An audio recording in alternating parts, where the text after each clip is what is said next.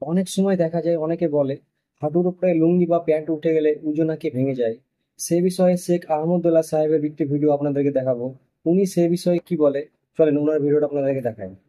অজু করার পরে আপনি কাপড় চেঞ্জ করছেন, লুঙ্গি চেঞ্জ করছেন, পাজামা প্যান্ট চেঞ্জ করছেন, কোনো অসুবিধা নেই।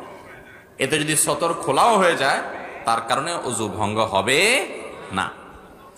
কারণ সতর উন্মুক্ত করা এটা অজু ভঙ্গের কারণের মধ্যে থেকে একটা না, বিধায় এটা অজু ভঙ্গের কারণ হবে না। আমরা অনেক সময় মনে করি অজু করার পর হাঁটুর উপরে কাপড় উঠে গেলে অজু ভেঙে যাবে। এটা আমাদের ভুল ধারণা। হাঁটুর উপরে কাপড় উঠে গেলে অজু ভাঙবে, কিন্তু অন্য মানুষের সামনে আপনি হাঁটুর উপরে কাপড় তুলে ফেলেছেন, আপনি আপনার রান প্রদর্শন করছেন, তাহলে সেক্ষেত্রে আপনি গুনাহগার হবেন, কারণ আপনি সতর খুলছেন মানুষের সামনে, সেটা ভিন্ন বিষয়। কিন্তু এর সাথে অজু ভাঙার সম্পর্ক নাই। আমরা আরব দেশে অনেকে প্রবাসীরা যারা আছেন তারা দেখেন অনেক আরাবিয়ানরা উজু করে এমন ভাবে রান টান সব দেখা যায়। তো কোন কোন মাযহাবে রান সতরের অন্তর্ভুক্ত না, তারা সে অনুযায়ী আমল করে। কিন্তু বিশুদ্ধ মত অনুযায়ী এবং জমহুর উলামাদের মত হলো যে রান সতরের অংশ, এবং হানাফি মাযহাবেও তাই।